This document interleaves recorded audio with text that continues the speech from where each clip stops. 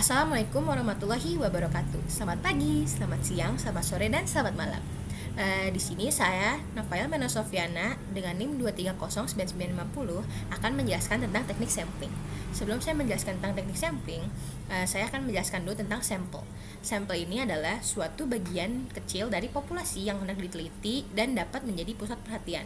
Sedangkan sampling adalah proses seleksi pengambilan sampel yang dapat mewakilkan dari populasi tersebut. Nah, teknik pengambilan sampel atau sampling ini dibagi menjadi dua, ada probability sampling dan non-probability sampling. Pertama-tama, saya akan membahas tentang probability sampling. Probability sampling ini adalah teknik pengambilan sampel secara acak dan objektif, sehingga setiap anggota populasi memiliki kesempatan atau peluang yang sama untuk dipilih sebagai sampel.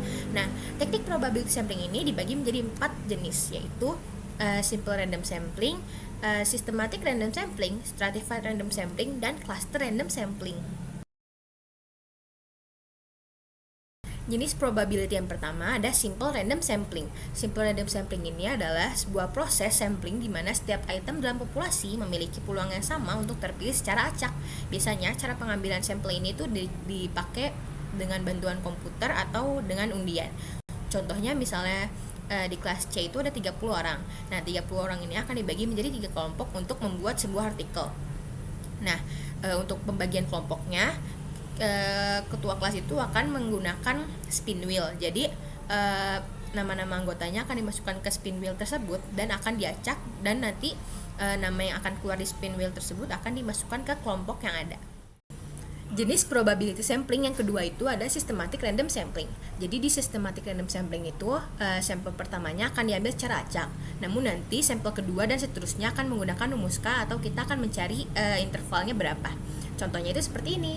Pertama-tama kita ini harus menghitung intervalnya. Interval ini rumusnya adalah K sama dengan N besar per N kecil. Nah, jadi diketahui di soal setelah kita hitung K atau intervalnya itu adalah 10. Jadi kita ini bisa memilih angka acak dari 1 sampai 10.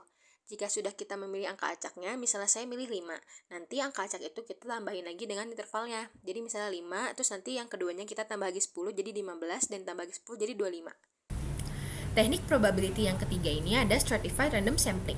Stratified random sampling ini adalah teknik statistik yang banyak digunakan di mana suatu populasinya ini dibagi menjadi beberapa subkelompok atau strata berdasarkan beberapa karakteristik yang sama. Contohnya seperti ini.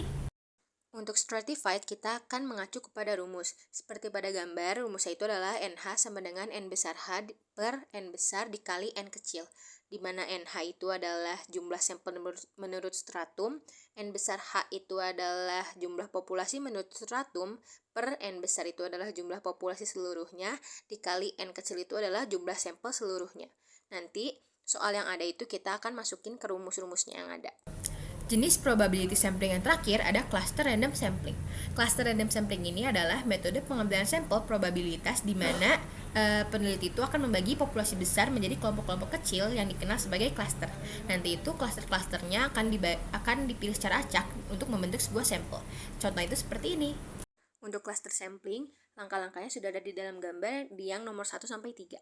Teknik sampling yang kedua ada non-probability sampling. Non-probability sampling ini adalah teknik sampling yang tidak memberi peluang atau kesempatan yang sama bagi setiap anggota populasi untuk dipilih. Jadi teknik ini itu dipilihnya secara subjektif tergantung dari pertimbangan-pertimbangan penelitinya. Sama seperti probability sampling, non-probability sampling juga dibagi menjadi 4 jenis. Ada accidental sampling, quota sampling, purposive sampling, dan snowball sampling. Jenis teknik non-probability yang pertama ada accidental sampling. Nah, teknik ini itu ditentukan berdasarkan kebetulan. Jadi siapa saja yang secara kebetulan bertemu dengan peneliti akan menjadi sampel dari peneliti tersebut, asalkan seseorang yang ditemuin ini itu pas sama kriteria yang dibutuhkan. Ataupun sampelnya juga bisa diambil karena sampelnya berdekatan dengan keberadaan dari peneliti. Contohnya itu seperti ini. Untuk cluster sampling sudah dijelaskan di gambar yang ada. Jadi peneliti akan mengambil sekolah yang dekat dari jangkauan peneliti tersebut. Jenis non-probability yang kedua ada kuota sampling. Menurut Sugiono, kuota sampling ini adalah teknik untuk menentukan sampel dari populasi yang memiliki ciri-ciri tertentu sampai jumlah kuota yang diinginkan. Nah, kuota sampling ini juga terbagi menjadi dua, ada terkontrol dan tidak terkontrol. Kalau yang terkontrol itu kita harus mencari sampelnya berdasarkan klasifikasi, kita membuat klasifikasi tertentu dan ada batasan-batasan tertentu. Sedangkan kalau yang nggak terkontrol itu kita bebas mau ngambil sampel dari mana aja dan anggota sampel itu diberlakukan sesuka hati. Contohnya itu seperti ini. Seperti yang ada pada gambar, jika kita memakai kuota sampling yang tidak terkontrol, kita bisa mengambil sampel dari mana saja yang secara mengacak. Dan jika kita menggunakan kuota sampling secara terkontrol, kita harus mengklasifikasikan seperti yang ada pada gambar. Ada jenis kelamin, usia, status pekerjaan, dan lokasi. Jadi di antara klasifikasi yang ada, kita bisa ngambil di random dari 4 klasifikasi itu, atau kita bisa mengambil dari salah satu klasifikasi yang ada. Yang penting jumlahnya itu adalah 500 responden. Jenis non-probability yang ketiga ada purposive sampling. Purposive sampling ini dikenal sebagai sampel selektif atau subjektif, yang tekniknya itu bergantung pada penilaian peneliti ketika memilih siapa yang akan diminta untuk berpartisipasi. Dengan demikian, peneliti itu dapat secara implisit memilih sampel perwakilan yang sesuai dengan kebutuhan mereka, atau secara khusus mendekati individu dengan karakteristik yang mereka inginkan. Contohnya itu seperti ini. Untuk purposive sampling juga sudah dijelaskan pada gambar. Jadi, karena peneliti membutuhkannya yang populasi pedagang yang paling sedikit, maka peneliti akan mengambil sampel dari Kecamatan Sumur Bandung. Jenis non-probability sampling yang terakhir ada snowball sampling. Snowball sampling ini adalah teknik pengambilan sampel yang menggunakan rujukan dari salah satu responden. Teknik ini itu biasanya digunakan pada saat bertemu dengan populasi atau sampel yang sulit ditemukan atau populasi yang minoritas. Nah, snowball atau bola salju itu bisa diartikan sebagai suatu penentuan sampel yang mula-mula itu jumlahnya kecil. Kemudian sampel ini tuh akan bekerja sama dengan peneliti untuk membagikan surveinya kepada teman-temannya di populasi atau komunitas tersebut. Jadi jumlah sampel surveinya itu makin banyak. Nah, contohnya itu seperti ini.